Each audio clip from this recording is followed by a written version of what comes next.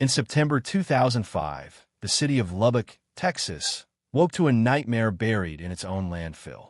A sanitation worker discovered a brand-new red suitcase, torn, dirty, and heavy. Inside, the battered body of 29-year-old Summer Baldwin. She'd been beaten nearly 50 times, folded into that suitcase, and thrown away like trash. She was 10 weeks pregnant. Detectives quickly traced the suitcase's barcode to a Walmart receipt. The buyer? Rosendo Rodriguez III, a 25-year-old Marine reservist, college student, and the last person anyone would have suspected. But this wasn't the first time he'd killed. A year earlier, 16-year-old Joanna Rogers vanished after meeting a man online.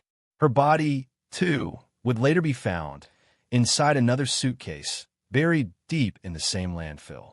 The discovery horrified Texas and exposed a predator hiding behind discipline, charm, and uniformed respectability. A man who preyed on women in secret, then disposed of them with chilling precision. As the truth unraveled, investigators uncovered a trail of violence, manipulation, and arrogance that stretched years before the murders and ended in the Texas death chamber. For more than a decade, Rosendo Rodriguez fought to delay his execution. He claimed the system failed him. But when justice finally came, his final act wasn't remorse. It was defiance. His last meal, a cheeseburger, fries, and a Dr. Pepper. His last words, "The state may have my body, but they never had my soul. I've fought the good fight. I've run the good race. Warden, I am ready to join my father." It would take 13 years, countless appeals, and one final walk to the gurney before the man, known as the Suitcase Killer, met his fate. To understand how a Marine turned murderer and how two innocent women lost their lives in such horrifying ways, we have to go back to where it all began. But first, hit subscribe and tap the notification bell, because this isn't just a story about murder. It's a story about justice, control, and the darkness people hide behind a smile. Rosendo Rodriguez III, born March 26, 1980, in Wichita Falls, Texas, grew up the son of a probation officer and a teacher. Bright, charming, and ambitious, he seemed destined for success. By his mid-20s, he was serving as a Marine reservist while studying finance at Texas Tech University. To his peers, Rodriguez was the picture of discipline, a clean-cut young man with a calm voice and a confident smile. But beneath that image, investigators would later uncover something much darker. A man capable of calculated, methodical violence. Close up, a black-and-white photograph of Joanna Rogers smiling for a school photo. Zoom out to reveal her missing person poster. Missing since May 2004, Joanna Rogers, age 16. A year before Summer Baldwin's death, 16-year-old Joanna Rogers disappeared after meeting a man she'd chatted with online. For months, her family and the Lubbock community searched, hoping she'd run away, praying she'd come home. No one knew that Joanna's body was already sealed inside a suitcase, buried beneath layers of trash in the city's massive landfill. The smiling Marine in uniform and a missing teenager, their worlds had already collided. But the true horror of what connected them wouldn't surface until another suitcase appeared a year later.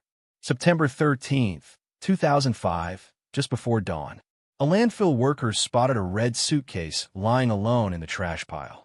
Inside, 29-year-old Summer Baldwin. Her body was bruised and folded, bearing the marks of a savage beating. Medical examiners later counted nearly 50 blunt force injuries and discovered she was 10 weeks pregnant. That suitcase became the key. Investigators traced its barcode to a local Walmart, where a receipt showed it was purchased less than 24 hours before the discovery. The debit card used for the transaction belonged to Rosendo Rodriguez. Cut to police interrogation room. Rodriguez sitting across from detectives, his posture calm, face expressionless. Camera zooms on his folded hands, his steady eyes. When questioned, Rodriguez claimed he didn't even know Summer Baldwin. But science told a different story. Forensic analysis revealed his DNA beneath her fingernails, evidence of a violent struggle that ended in murder. The Marine turned suspect, the woman who never made it home. and the red suitcase that would unravel everything. As police dug deeper into the landfill investigation, they realized it held more than one terrible secret. In 2006, a second suitcase was uncovered along the same disposal route. Inside were the skeletal remains of 16-year-old Joanna Rogers, the teenager who had vanished 2 years earlier after chatting online with a stranger. Both victims, a teenager and a young mother, had been killed the same way. Both folded, sealed, and discarded inside suitcases. It wasn't coincidence. It was a pattern, deliberate, organized, and chillingly methodical. Faced with mounting evidence, DNA, receipts, and forensic proof, Rosendo Rodriguez finally confessed to killing both women. Investigators would later describe his demeanor as calm, almost clinical, as he detailed how he lured, assaulted, and murdered them before disposing of their bodies. The method was always the same: a brutal beating, a suitcase, and a landfill. Cold, calculated, rehearsed. Prosecutors said the killings revealed a clear pattern of predation, the actions of a man who viewed women not as people, but as objects to be used, hidden, and thrown away. In 2008, the long and painful search for justice reached its climax inside a Lubbock County courtroom. Rosendo Rodriguez III stood trial for the capital murder of 29-year-old Summer Baldwin, a young mother whose life had been brutally stolen and hidden in a suitcase. Prosecutors presented chilling evidence that left little room for doubt. The murder of a second victim, 16-year-old Joanna Rogers, the disturbing similarities between both crimes, and testimony from several women who accused Rodriguez of sexual assault. They described him as methodical, predatory, and completely devoid of empathy. Rodriguez sits stone-faced as witnesses testify. A mother's quiet sob echoes through the courtroom. Judge observes from the bench, expression grave. The prosecution argued that these murders were not crimes of passion. They were planned acts of control and domination. Each killing carried the same cold precision. Proof, they said, of a man who hunted his victims with military discipline. Rodriguez's defense attorney speaks to the jury, urging mercy, while Rodriguez sits motionless beside him. Cut to footage of the jury foreperson reading the verdict aloud. Rodriguez had rejected a plea deal that would have spared his life in exchange for a guilty plea. It was a gamble that would cost him everything. After just 3 hours of deliberation, the jury returned its decision, guilty of capital murder, with a sentence of death. For the families, it was a moment of justice, but not relief. The verdict couldn't bring their daughters back. It only marked the beginning of another long battle, one that would play out through years of appeals, legal motions, and a shadow of death row. After his conviction, Rosendo Rodriguez began a long and desperate fight to escape death row.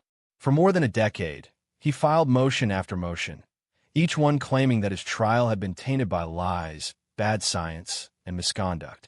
Footage of death row prison cells, the Texas State Penitentiary at Huntsville, and a stack of legal briefs marked Rodriguez versus State of Texas.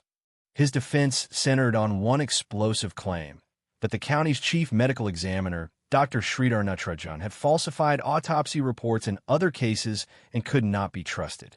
Rodriguez's lawyers argued that the same doctor's testimony had been used to secure his death sentence. They insisted the evidence against Rodriguez was compromised, that his conviction should be thrown out or at least re-examined. But prosecutors countered with overwhelming physical proof, DNA, witness statements, and Rodriguez's own recorded confession. Clips of court rulings scrolling, bold red stamps flashing across the screen. Denied, appeal dismissed. From the Texas Court of Criminal Appeals to the Fifth Circuit Court and all the way to the nation's highest bench, every petition was struck down. On March 26, 2018, the same day Rodriguez turned 38, the U.S. Supreme Court refused his final plea, sealing his fate once and for all. March 27, 2018, just one day after his 38th birthday, Rosendo Rodriguez III took his final walk. After more than a decade on death row, the man once known as the Suitcase Killer was led to the death chamber at the Huntsville unit, where Texas carries out its executions. According to official reports, Rodriguez's last meal was a cheeseburger, fries, and a Dr. Pepper.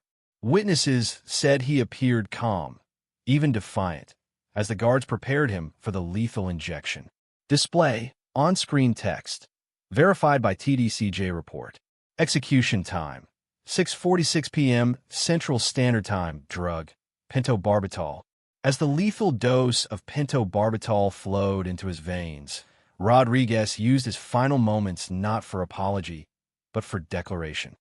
The state may have my body, but they never had my soul. I fought the good fight. I've run the good race. Warden, I am ready to join my father. Those were the last words of Rosendo Rodriguez III, spoken just moments before the state of Texas declared him dead at 6:46 p.m. For the families of Joanna Rogers and Summer Baldwin, justice came slowly, but it came. 2 women, 2 lives stolen far too soon, and a killer who believed he could hide his crimes beneath the dirt and debris of a Texas landfill. In the end, the landfill gave up its secrets, the truth found its way to the surface, and the state of Texas delivered its verdict. What began as 2 disappearances ended as a story of justice, and of 2 families who refused to give up. What do you think? Did justice truly prevail? Let us know in the comments below, and don't forget to like, share, and subscribe for more real crime stories, right here on Crime Report Network, telling the stories that the world never forgets.